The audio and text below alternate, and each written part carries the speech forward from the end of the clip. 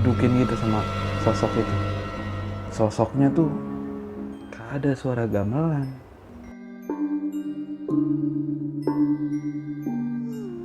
Teman-teman yang lain ini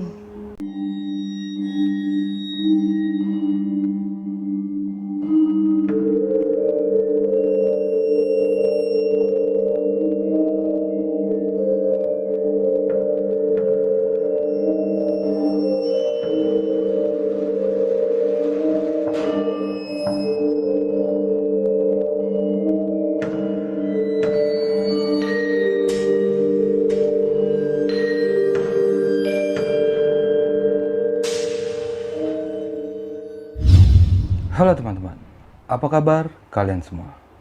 Balik lagi sama gua Riko Kobe di High Story 666.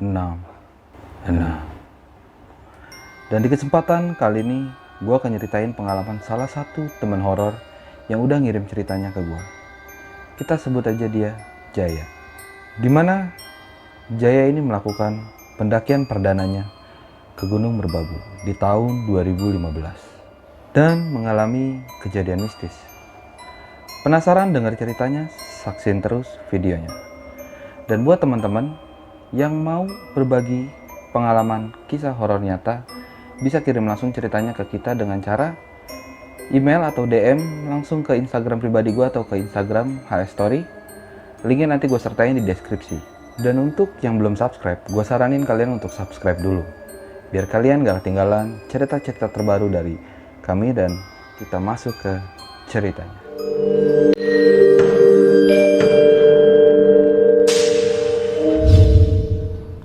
Di cerita kali ini, gue akan bercerita dari sudut pandang Jaya dan mencoba untuk menjadi Jaya itu sendiri.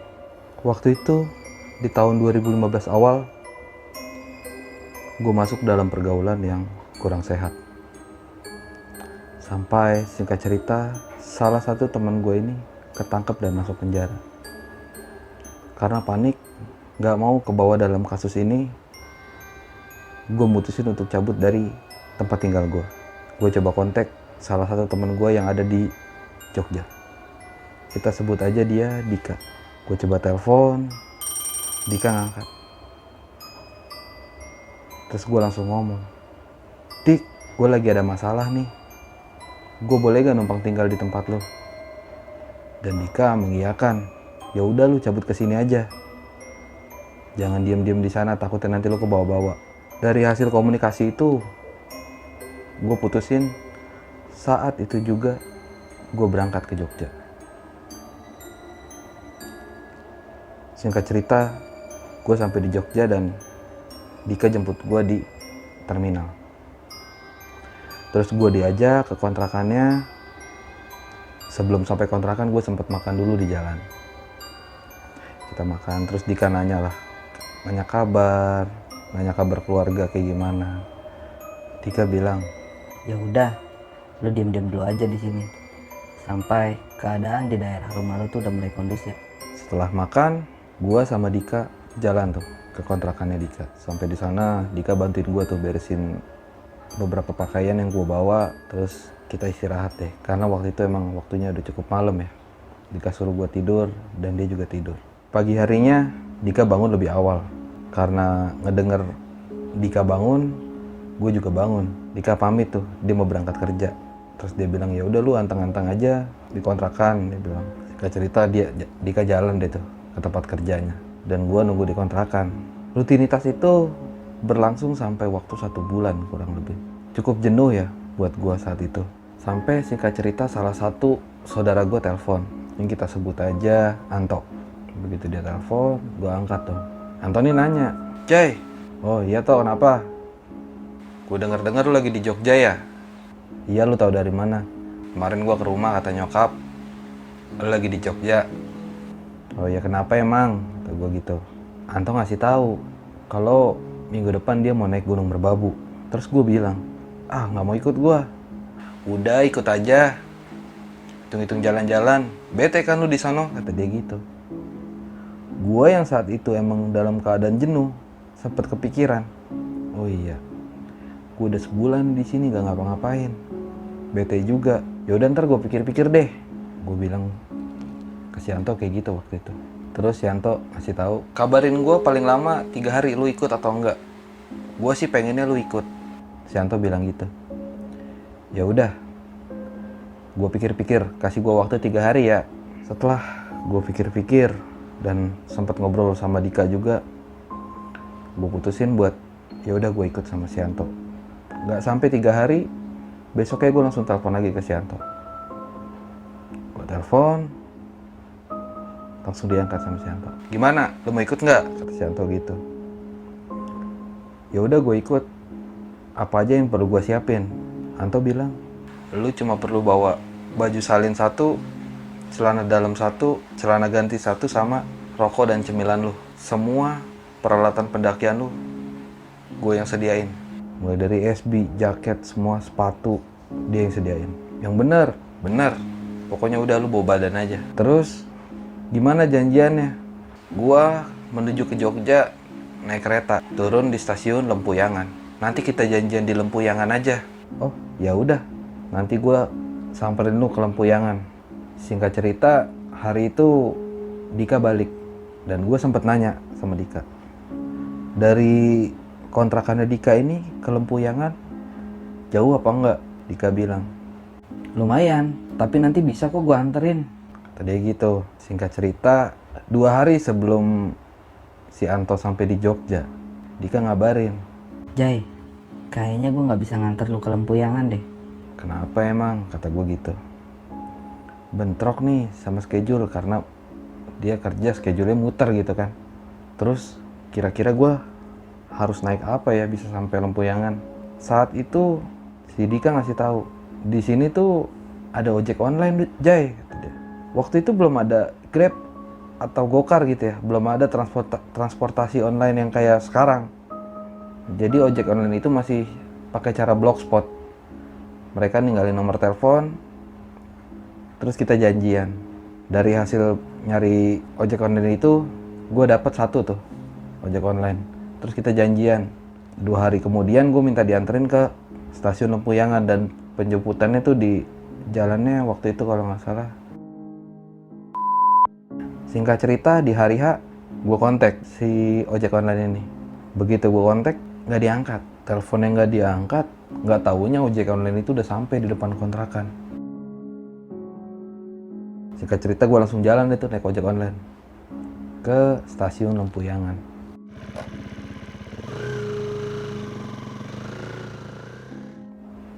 Begitu sampai stasiun Lempuyangan, kereta yang ditumpangi sama Anto ini belum sampai. Gue sempat makan-makan dulu di depan stasiun.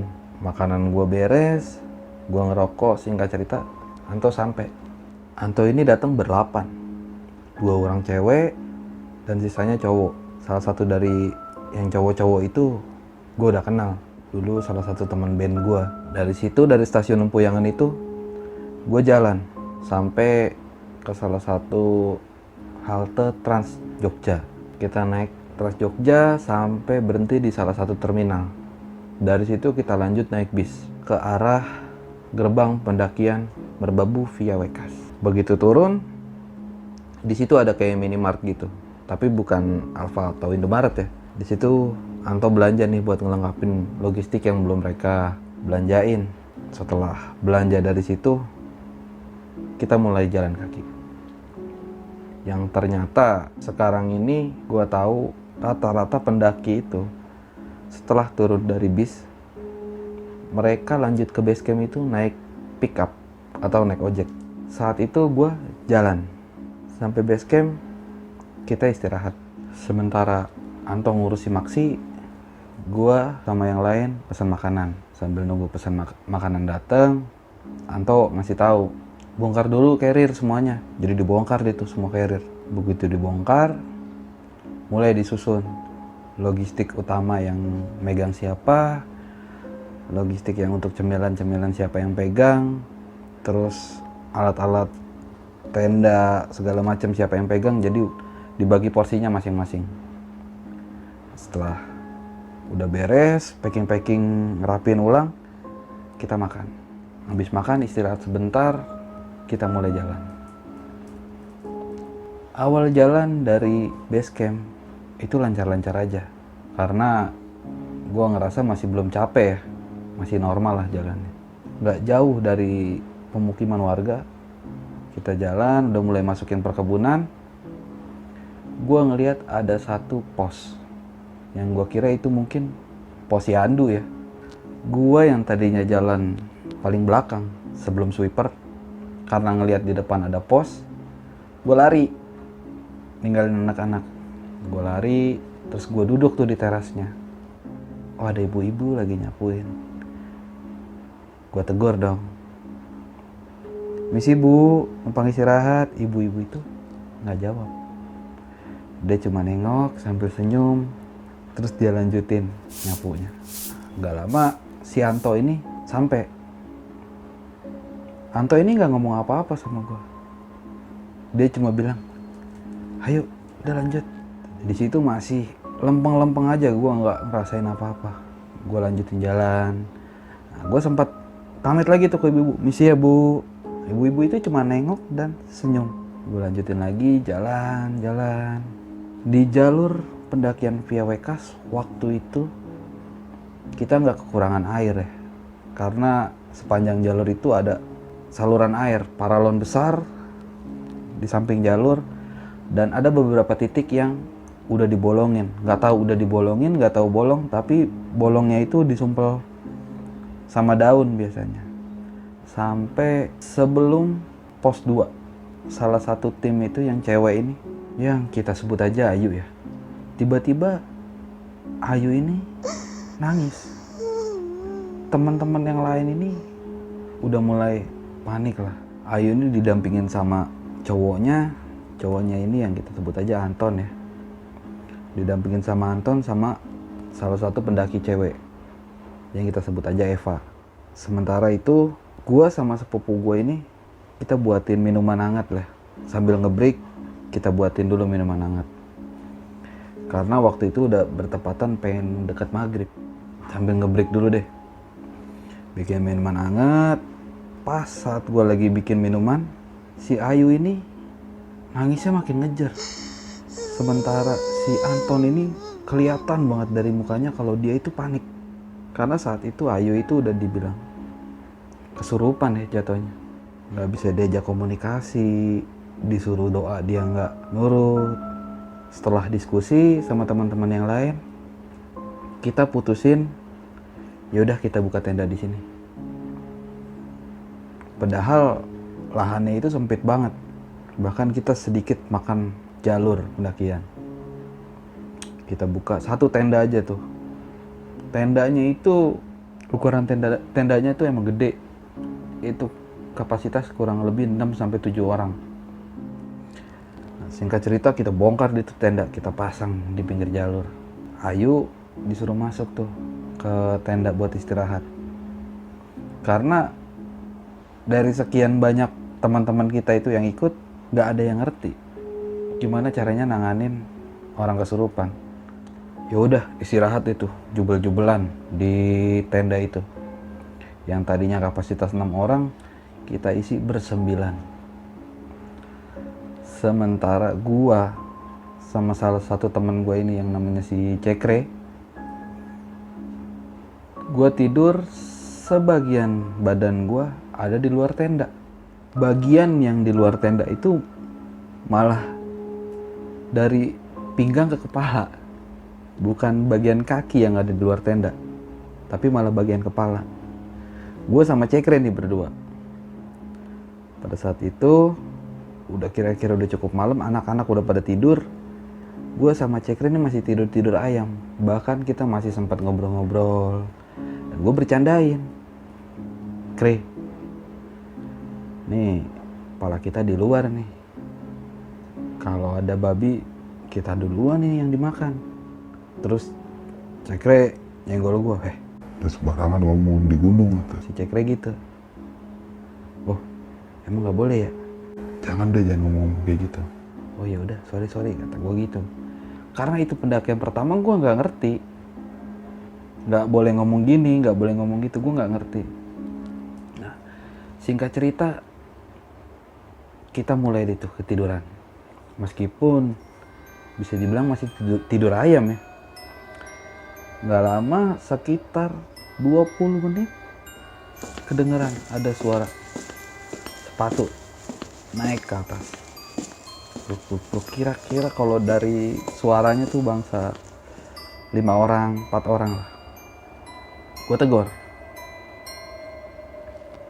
mampir mas, ngopi dulu. Dijawab, Oh iya mas, lanjut. gak lama dari pendaki yang kira-kira berlima ini lewat, ada suara lagi. Mungkin kali ini suaranya itu lebih banyak kedengeran dari suara kakinya. Nah, sekitar kira-kira lewat 5 orang selanjutnya tuh gue tegur lagi, mari mas ngopi. Begitu ditegur, suara kaki itu berhenti. Kira-kira 2-3 detik mereka lanjut lagi jalan dan nggak nyaut, nggak ada yang nyaut satupun. Gua ini nggak bisa lihat sosok pendaki yang barusan lewat ataupun pendaki yang sebelumnya lewat duluan, karena posisi pintu tenda kita itu ngebelakangin jalur. Karena gue pikir ya sama aja kali, mungkin sama-sama pendaki. Ya udah, gue coba buat tidur, terus akhirnya gue ketiduran. Paginya kita bongkar tenda segala macam. Gue nggak bahas, gue nggak nanya sama teman-teman yang lain ataupun sama si Cekre ini. Bahkan semalam gue negor itu gue nggak bahas. Jadi kita cuma sarapan, ngopi-ngopi, terus sempat foto-foto sedikit. Nggak lama ada pendaki turun bertiga. Mereka heran, Loh, mas, kok buka tenda di sini? Kan pos 2 dikit lagi. si Anto ini jawab, ah yang bener mas. Iya mas, paling 10-15 menit lagi sampai pos 2. Habis kita tegur-teguran sama pendaki yang turun itu, kita sempat tawarin kopi, terus mereka ya udah mas lanjut, biasalah kayak gitu. Kita sempat tawarin kopi, terus mereka lanjut turun, beres ngopi, kita lanjut naik ke atas. Dan benar aja, baru jalan 10-15 menit kita sampai di pos 2. Begitu sampai pos 2, gue nih sempet heran, karena di pos 2 gue cuma lihat ada satu tenda. Mungkin yang lain pada ngecamp di tempat lain kali. Di atas lagi kan mungkin masih ada pos 3. Kita ngedirin tenda. Setelah tenda beres tuh, dua-duanya berdiri, gue duduk-duduk santai depan tenda sama si Anto, sepupu gue ini. Begitu gue lagi duduk-duduk santai, dari arah sumber air itu gue lihat ada sosok kayak monyet, tapi ukurannya tuh nggak lazim. Dia jauh lebih besar daripada monyet biasanya, gede banget. Dan monyet itu berdiri sambil tolak pinggang begini, ngeliatin ke arah pos 2. Begitu ngeliat kita, dia negesin gitu. Nah, gue nanya ke si Anto, Tok, monyet tuh. Anto cuma ngomong gimana, keren ya, hewan-hewan di gunung gede-gede. Dia cuma ngomong gitu doang. Oh, gue pikir hewan beneran kali. Dia ngomong kayak gitu. Oh ya udah. Terus setelah istirahat, makan, kita mutusin mau summit saat itu juga. Ya udah, jalan deh tuh. Tenda dan perlengkapan yang berat-berat tuh ditinggalin. Kita cuma bawa satu nesting, cemilan-cemilan kayak gitu deh. Terus jalan sampai di pos 3 ya, kalau nggak salah pos 3 waktu tulis atau apa gitu. Itu si Ayu lagi-lagi kesurupan. Nah, kesurupannya ini nangis, nggak lama dari nangis ketawa. Nangis, nggak lama dari nangis ketawa. Lagi-lagi pacarnya ini si Anton panik ngeliat si Ayu kayak gitu. Nah, sempat ada perdebatan itu. Anton ngajakin turun. Sementara beberapa pendaki lain, teman-teman yang lain tuh pada pengen nanggung nih dikit lagi, kita summit. Terus diskusi, Anton mutusin buat turun. Dan dia ngajak gua, karena dia tahu kondisi fisik gua saat itu juga udah payah. Karena ya wajar aja, itu pendakian perdana. Karena kondisi fisik gue yang udah payah, gue sempet dilema antara mau ikut summit atau ikut turun. Nah, singkat cerita, ya udah, gue ikutin si Anton aja deh nih, turun ke bawah. Karena dia ngomong, Kalau misalnya cewek gue kesurupan lagi di tenda, gue sendirian mati gue. itu dia. Temenin gue lah Jay. Ya udah, gue temenin. Singkat cerita, ya udah kebagi dua deh tuh, anak-anak yang lain pada summit, gua sama Anton dan sama Ayu turun, balik lagi ke camp. Anehnya, begitu sampai di camp, si Ayu ini seger lagi, malah sampai ketawa-tawa. Setelah kurang lebih sejam tuh kita udah di camp, udah ngopi, mulai bete. Setelah mulai bete itu, gua sama si Anton sama si Ayu ini mutusin, kita muter-muter pos 2 deh yuk, nyari spot foto. Oh ya udah, ketemulah satu spot foto itu keren. Ya udah kita foto-foto di situ sambil gue bawa kopi, nggak masak kopi di situ ya, sambil gue minum kopi di situ sambil ngerokok. Udah puas foto-foto segala macam, kita balik ke tenda lagi. Nah, setelah sampai tenda, gak lama, kurang lebih setengah jam sampai sejam, anak-anak yang tadinya sampai turun dengan agak lari gitu ya, karena kondisi udah mulai gerimis. Begitu sampai tenda, anak-anak tuh pada kecewa karena begitu sampai puncak dia bilang, ya di atas karton, kita nggak dapet pemandangan yang bagus, nggak dapet view yang bagus, kata teman-teman yang lain tuh.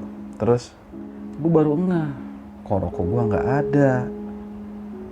Ternyata rokok gue ketinggalan di tempat gue foto-foto sama si Anton sama si Ayu. Nah, gue keluar dong buat ngambil rokok gue yang ketinggalan. Kondisinya saat itu ya udah mulai gerimis-gerimis kecil, tapi belum hujan, gerimis kecil aja.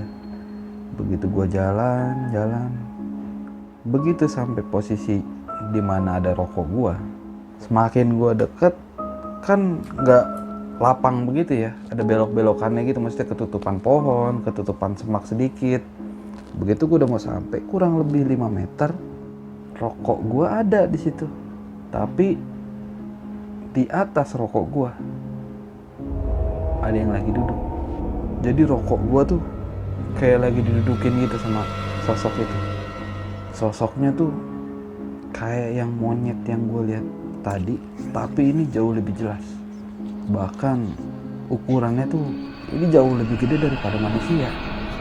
Sosok itu ngedudukin rokok gue sambil ngebelakangin gue.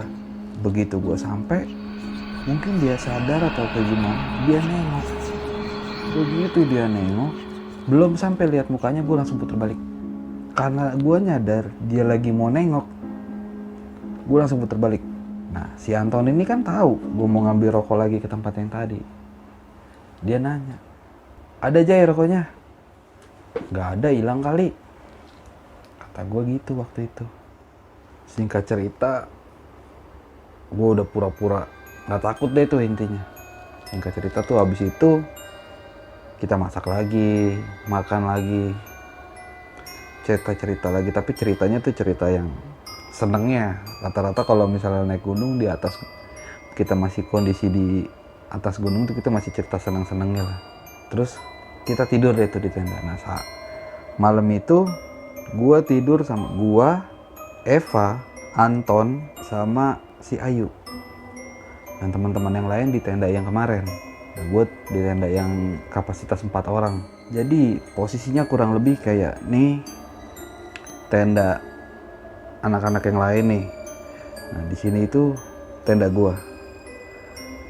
Nah, di sini Anton, Ayu, Eva, gua. Nah, gua ada di paling pinggir. Dan sebelah sininya tuh ngeblong, kosong lagi, banyak spot-spot buat orang bikin tenda lagi. Ketika Ayu, Anton, sama si Eva ini tidur, gue masih belum bisa tidur.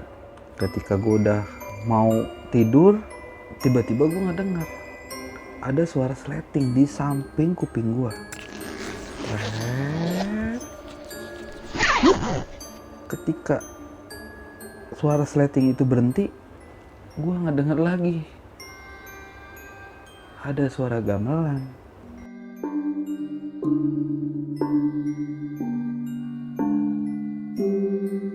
Gue denger tuh gamelan ini cuma ngeluarin 2 sampai 3 nada. Setelah suara gamelan itu mulai nggak kedengeran, balik lagi suara sleting itu. Tret, wuk, tret. Gue pikir orang kali ini buka tenda di sebelah. Gue tuh saat itu sampai gara-gara ngedenger suara-suara kayak gitu nggak bisa tidur. Melintir ke kiri, ke kanan, celentang tengkurap sampai si Eva ini kebangun. Kenapa bang, dingin? Kata dia gitu. Oh enggak, kata gue gitu kan. Enggak, kalau lu dingin, ini salah satu equipment gue, lu pakai kayak kaos kaki kayak jaket atau apa gitu. Dia bilang enggak, kata gue nggak kedinginan kok, cuma nggak bisa tidur aja, gue bilang. Oh ya udah tidur bang, tidur, besok pagi kita turun. Setelah si Eva ini bangun, gue udah nggak denger lagi tuh suara gamelan, suara sleting. Singkat cerita gue ketiduran juga. Begitu paginya gue buka tenda, gue bangun paling awal. Padahal gue yakin gue tidur paling terakhir, tapi gue bangun paling awal. Begitu gue buka tenda, gue lihat ke sebelah kanan tenda gue, itu nggak ada tenda, kosong. Bahkan satu tenda yang pertama kali kita sampai di pos 2 itu aja udah nggak ada. Jadi udah tinggal tenda kita doang nih. Ya udah, masak-masak terus makan. Habis makan lanjut jalan turun. Selama perjalanan turun nggak ngalamin apa-apa, lancar. Bahkan Ayu yang kemarin sempat kesurupan 2 kali itu udah nggak. Singkat cerita kita sampai deh tuh di base camp. Pas sampai base camp mulai deh tuh cerita-cerita. Awalnya Ayu sama Anton, mereka berdua tuh minta maaf karena selama pendakian ternyata Ayu dalam keadaan datang bulan. Dan mungkin itu juga sebagai trigger ya, atau penyebab kenapa kita bisa ngalamin teror-teror di atas sana. Terus si Ayu ditanya nih sama Anto, terus kemarin pas nangis kenapa emang Yu? Ayu ngejelasin, begitu kemarin kita sampai di tempat yang dimana kita bikin tenda yang pertama sebelum pos 2 itu, di jalur tuh Ayu ngeliat ada sosok perempuan dengan pakaian putih itu ngalangin jalur, dan tiba-tiba dia ngedeket. Begitu sosok itu benar-benar dekat sama si Ayu, Ayu itu udah nggak sadar. Dia nangis kayak gitu tuh dia udah nggak sadar. Nah begitu yang di pos batu tulis yang di atas juga ternyata Ayu ngalamin yang sama. Dia dicegat sama sosok yang sama lagi. Begitu balik arah turun ke camp, malah sosok itu udah nggak nongol lagi, kata si Ayu. Nah, mulai deh tuh gue cerita dari yang gue ngambil bungkus rokok, gue ngambil rokok. Begitu gue jalan ngambil rokok, gue ngasih tahu bahwa rokok gue itu lagi didudukin sama sosok hitam besar seperti monyet. Nah, si sepupu gue ini konfirmasi itu sosok yang kemarin kita lihat, yang awalnya kita baru sampai pos 2, dia ngeliat ada sosok monyet besar berdua sama gue. Sebenarnya sosok itu, kata dia. Terus gue nanya ke si Cekre, Kre, lu inget gak pas kita tidur di sebelum pos 2 tuh, pas kita ngecamp malam itu ada suara orang pada lewat. Terus gue tegor, gue nggak denger, kata Cekre gitu. Lah kan kita masih sempat ngobrol. Terus Cekre bilang, mana ada, pokoknya begitu pala nempel sama tanah gue udah tidur. Nah, terus lu ngobrol sama siapa, Kre? Terus sepupu gue nanya, emang lu denger suara di mana? Itu di jalur. Begitu kita tidur, anak-anak pada tidur, gue denger. Bahkan gue sempat negor, mampir mas ngopi. Wah yang benar, kata sepupu gue gitu. Iya, si sepupu gue ini bilang, kan lu lihat sendiri di pos 2 aja nggak ada tenda kan? Kan ada tenda satu, gue bilang, di pojokan. Nah, semua anak-anak nih pada nengok ke gue, ada tenda. Di pos 2 cuma kita doang, nggak ada lagi. Malah pas sampai pos 3 itu juga nggak ada tenda lagi. Satu-satunya tim pendaki yang kita ketemu itu cuma yang pas turun itu. yang kita papasan, yang dia bilang pos 2 dikit lagi, paling 10-15 menit, cuma itu doang, nggak ada lagi pendaki yang kita temuin. Anak-anak semua bilang gitu. Gue makin nggak ngerti itu yang gue lihat apaan. Terus si sepupu gue ini ngasih tahu, ingat gak pas awal kita masuk pintu rimba aja lu udah duduk di satu bangunan kan? Iya, di posyandu, kata gue gitu. Itu bukan posyandu. Terus apaan? Itu makam. Hah? Makam? Masa iya makam kayak gitu? Itu bangunannya bagus, bersih. Dan gue sempat ketemu nenek-nenek di situ. Iya, itu makam. Yang lu bilang lu ketemu nenek-nenek, gue nggak lihat ada siapa-siapa di situ. Dan sempat gue pas lu lagi mau jalan, lu pamit sama siapa aja gue udah nggak lihat. Cuma mungkin biar lu nggak panik, gue cuekin aja. Si Cekre sama teman-teman yang lain tuh pada senyum-senyum, ketawa. Gue cuma diem aja. Sebelum kita pulang, si penjaga base camp ini ngasih tahu kalau si Ayu ini disuruh mandi dulu karena ada sosok yang ngikutin. Nah, sambil nunggu si Ayu ini mandi, sepupu gue sama si Anton ini nyari informasi ke si penjaga base camp ini untuk sewa pick up lah jatuhnya, untuk nganterin kita ke terminal.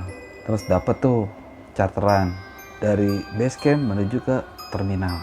Setelah beres semua nih, setelah beres si Ayu mandi dan segala macamnya, terus kita naik pick up dan berangkat ke terminal. Sampai di terminal, kita lanjut naik kendaraan umum yang ke arah Tugu Jogja. Karena pulangnya mereka naik kereta dari stasiun Tugu Jogja, udah nggak dari Lempuyangan lagi. Setelah sampai Tugu Jogja, Malioboro ya. Setelah sampai Malioboro, gue kabarin si Dika. Terus gak lama sambil ngobrol-ngobrol sama anak-anak yang lain, sambil nemenin mereka jajan-jajan buat oleh-oleh. Terus Dika datang jemput gue. Di situ gue pamitan deh tuh sama teman-teman yang lain, dan setelah sampai Bogor, gue bakal nemuin mereka lagi satu-satu. Nah teman-teman, segitu dulu aja cerita dari gue yang nyeritain sebagai Jaya. Mungkin teman-teman bisa dapat pelajaran dari cerita ini, ambil baiknya, buang buruknya. Terima kasih buat teman-teman yang udah nonton videonya sampai habis. Gue ucapin banyak terima kasih, dan yang belum subscribe, gue saranin untuk subscribe dulu. Dan buat teman-teman yang punya cerita, mau gue ceritain atau mau cerita langsung ke sini, boleh banget. Gimana caranya? Kalian bisa DM langsung gue, bisa DM langsung ke IG-nya High Story, bisa juga email. Nanti linknya gue sertain di deskripsi. Dan terus dukung channel kita dengan cara subscribe, like, komen, dan share sebanyak-banyaknya. Gue Riko Kobe dari High Story 666 pamit.